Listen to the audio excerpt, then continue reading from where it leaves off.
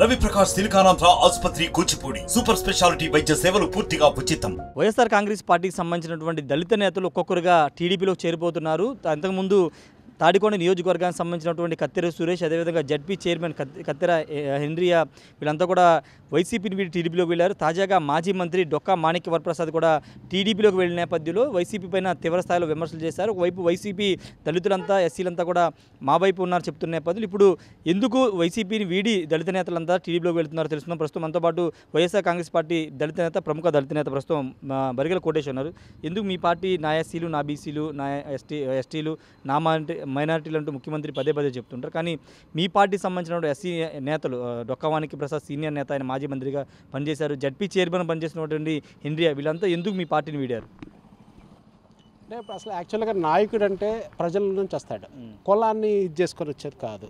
వీళ్ళు యాక్చువల్గా ఇప్పుడు మా ముఖ్యమంత్రి గారు చెప్పింది కరెక్ట్. నా ఎస్సీ, నా ఎస్టీ, నా బీసీలు అని చెప్పారు. అవును, ఎందుకు చెప్పారంటే ఆయన జనంలో నుంచి వచ్చిన నాయకుడు జగన్మోహన్ రెడ్డి గారు.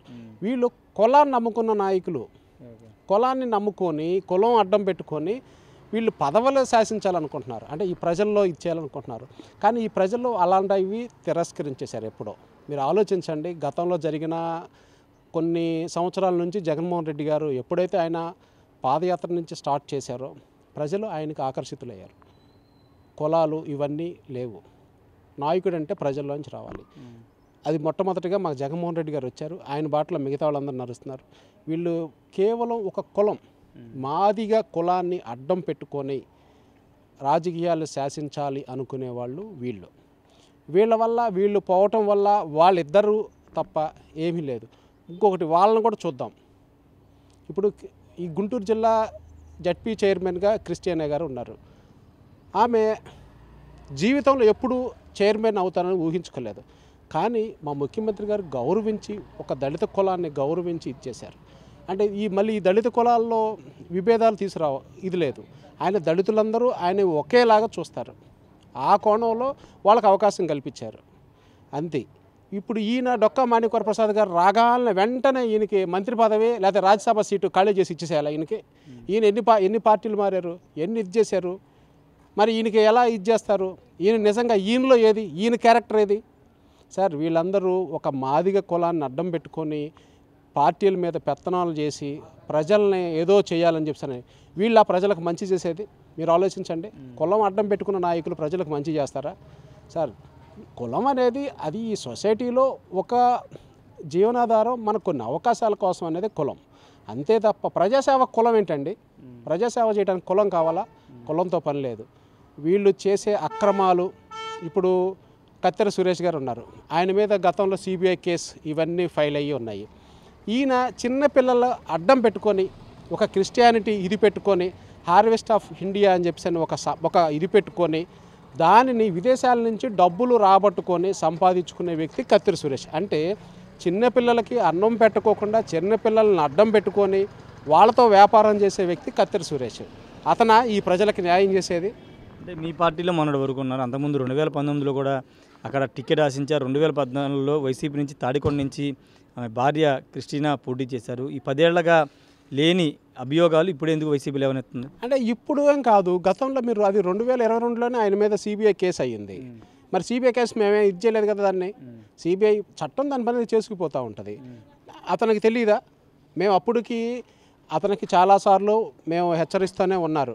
అతను చేసే ఇవన్నీ అంటే ఈ రాజ్యాంగంలో కొన్ని సంస్థలు పనిచేస్తూ ఉంటాయి, అవన్నీ హెచ్చరిస్తూ ఉంటాయి, అవి మేము కాదు. అతను చేసింది ఏది సేవ ఏది? అలాంటి వ్యక్తిని మా ముఖ్యమంత్రి గారు తెలియకోకుండా అలాంటి వ్యక్తిని ఇది చేసేశారు. మరి ఇప్పుడు ఇలాంటి చెప్పాలి అంటే ఇంకా నేను అది చాలా బాధాకరంగా ఉంది. ఇలాంటి ఎదవలు, ఇలాంటి సన్నాసుల వల్ల మాలాంటి యువతని రేపు ఎవరు నమ్మట్లేదు. ఈ రాజకీయ పార్టీల్లో వీళ్ళు కూడా అలాగే వెళ్ళిపోతారు, ఈ జాతికి చెందిన వాళ్ళు ఇలాగే ఉంటారు, వీళ్ళంతా డ్యాన్స్ మాస్టర్లు అని చెప్పేసి అని ఒక పేరు పడిపోతుంది. పదవి ముఖ్యం కాదు, మాకు ప్రజాసేవ ముఖ్యం, ప్రజల యొక్క సంక్షేమం ముఖ్యం. మేము అందుకనే ఉన్నాం.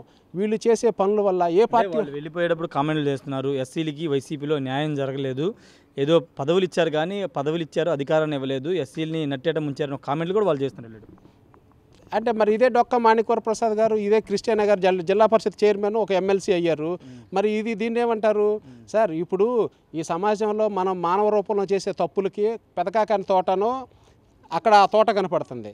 ఇక్కడను మా పార్టీలో వచ్చేసరికి డొక్క మాణిక్వర ప్రసాద్ గారు చెప్తారు, సజ్జల గారి వల్ల వెళ్ళిపోయానండి. సజ్జల గారి వల్ల ఈయన ఎందుకు వెళ్ళిపోతాడు? ఈయనకి ఎమ్మెల్సీ ఉంది, ఈయనకు గౌరవప్రదమైన ఇది చేశారు. అందరూ పాపానికి పుణ్యానికను పార్టీలో వచ్చరికి సజ్జల గారు కనపడుతున్నారు, ఈ లోకంలో వచ్చేసరికి కాకాని తోట కనపడుతుంది పాపాలు పుణ్యాలు మోయటానికి.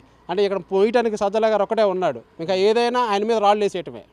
ఒక కలవడానికి అవకాశం ఇవ్వలేదు ముఖ్యమంత్రిని, బాధలు చెప్పుకోవడానికి కూడా అవకాశం ఇవ్వలేదు అనేది డొక్కా వనప్రసాద్ చెప్పారు. ఏం బాధలు ఉన్నాయి? అతను పార్టీ కార్యక్రమాలు, పార్టీకి సంబంధించిన వాటిల్లో యాక్టివ్గా ఉండి ప్రజా సంక్షేమ పథకాలు అందరికి అందుతున్నాయో చూసుకొని అవి చేయాలి. ముఖ్యమంత్రి గారితో ఏం మాట్లాడతాడు? ఈయన వెళ్ళి ఏం చేస్తాడు? అంటే ప్రతి ఒక్కరికి ముఖ్యమంత్రి గారు అలా అపాయింట్మెంట్ ఇచ్చుకుంటే ఆయన పరిపాలన మరి ఆ సమయం ఏమైపోతుంది? వృధా అయిపోదు. రేపు ఈయనకి ఇస్తారు, ఇంకొకరికి సమయం వృధా అయిపోతుంది. ఆ కోణంలో ఆయన అందరికీ ఇచ్చేశారు. ఈయనకొక్కరికి పర్టికులర్గా మాణిక్యవరప్రసాద్ గారికి అపాయింట్మెంట్ ఇవ్వలేదా? అందరికీ ఇవ్వలేదు. ఆయన అడ్మినిస్ట్రేషన్, ప్రజల సంక్షేమం, ప్రజలకి అన్నీ అందుతున్నాయో లేదా అధికారులతో ఆయన ఉన్నాడు. ఆయన ఏమన్నా వేరేగా ఇచ్చేయట్లేదు కదా, ఖాళీగా లేరు కదా. అంటే నిజంగా ఎస్సీలకి అన్యాయం జరగలేదంటారా? వాళ్ళు కామెంట్లు తప్పంటారా? 100కి 100 పాళ్ళు తప్పు. వాళ్ళు అదే చెప్తున్నాను కదా. ఆయన ఎన్ని పార్టీలు మారాడు? ఆయన మాట్లాడేది, ఆయన మా పార్టీ గురించి ఇచ్చేసేది. ఇంకా మా వాళ్ళు ఏంటంటే ఇంకా పెద్ద మేము ఇప్పటికీ చెప్తున్నాం కదా, ఆయన వయసుని, ఆయన ఇదిని గౌరవించి, మా పార్టీ ఉన్న క్రమశిక్షణ గౌరవించి మేము ఈ రోజుకి ఏం మాట్లాడతలేదు ఎవరు. ఆయన అది తెలుసుకోవాలా, ఎవరేం మాట్లాడతలేదు కదా అని చెప్పి. ఆయన ఎన్ని పార్టీలు మారాడు? కాంగ్రెస్ నుంచి టీడీపీ నుంచి వైసీపీ నుంచి మళ్ళీ టీడీపీ. ఇదే ఆయన చేసే పని. రేపు మాలాంటి యువతకి, మాలాంటి వాళ్ళని మరి ఆ కులంలో మమ్మల్ని ఎలా గౌరవిస్తారు? మమ్మల్ని ఆయన కింద లెక్కేస్తారు కదా. అందరూ మీరు ఎలాగా ఇచ్చేస్తారని ఒకటి చేసిన తప్పు మా జాతి అంతా ఈ రోజున దాన్ని నిందమోయాల్సి వస్తుంది. నేను చెప్తున్నా, అలాంటి నాయకుల్ని ఇక భవిష్యత్తులో తరిమి కొడతాము, దాంట్లో ఇబ్బంది లేదు. వీళ్ళు కులాలను అడ్డం పెట్టుకుని చేసేవాళ్ళు, వీళ్ళు ప్రజల మన్నలో ప్రజల యొక్క ఇచ్చేసుకుని వచ్చేవాళ్ళు కాదు. వీళ్ళకి రాజకీయ భవిష్యత్తు లేదు. వీళ్ళకి ఇప్పటికే సమాధి అయిపోతుంది. అదే చెప్తున్నాను కదా. వాళ్ళు మీ పార్టీ మీద విమర్శలు చేసి బయటికి వెళ్ళారు. ఇప్పుడు ఎన్నికల్లో ఆ విమర్శలు కానీ ఆరోపణలు కానీ మీ పార్టీకి ఏమైనా ఇబ్బంది కలిగించే అంశం కదా? అసలు మా పార్టీకి ఏమీ లేదు.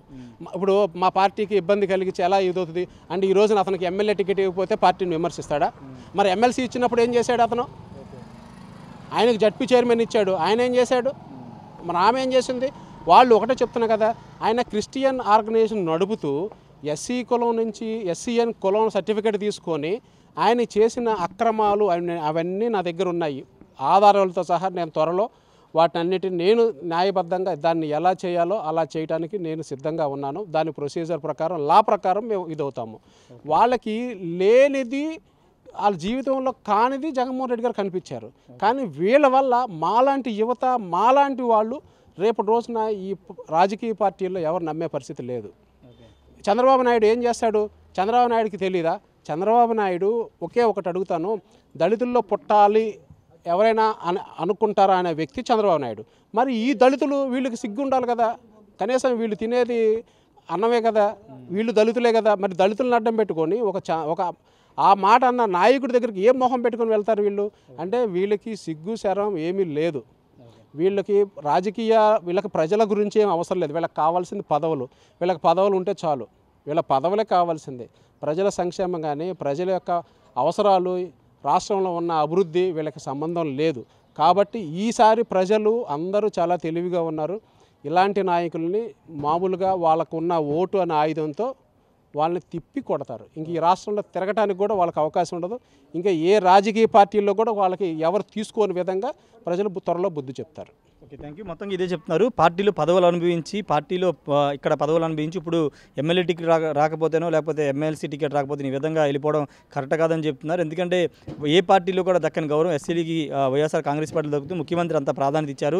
అలాంటి పార్టీలోంచి బయటకు వెళ్ళిపోతూ విమర్శలు చేయడం కరెక్ట్ కాదని చెప్తున్నారు. డొక్కా మాణిక్యవర ప్రసాద్ ఇప్పటివరకు ఎన్ని పార్టీలు మారారో ఆయనే తెలుసుకోవాలి. మా పార్టీ మీద లేకపోతే మా ఎస్సీ కులానికి సంబంధించి ఏమైనా ఆరోపణ విమర్శలు చేస్తే చూస్తూ ఊరుకోబోమని బరిగెల కోటేశ్వర చెప్తున్నారు. కెమెరా పర్సన్ ప్రసాద్తో రాయేష్ RTV తాడేపల్లి. నమస్తే అండి. ఇది వ్యాపారం గురించి కాదు, ఓటు గురించి. ఎన్నికల్లో ఓటు వేయడం మన హక్కు మాత్రమే కాదు, కర్తవ్యం. ఎంతో మంది మహా నేతలు శ్రమించి ప్రాణత్యాగం చేసి ఈ అవకాశాన్ని మనకిప్పించారు. అందరూ ఓటు వేద్దాం. ఎందుకంటే ఓటు హక్కు ఊరికే రాదు. నా ఓటు ఎవరికో తెలుసా? అది సీక్రెట్ అండి.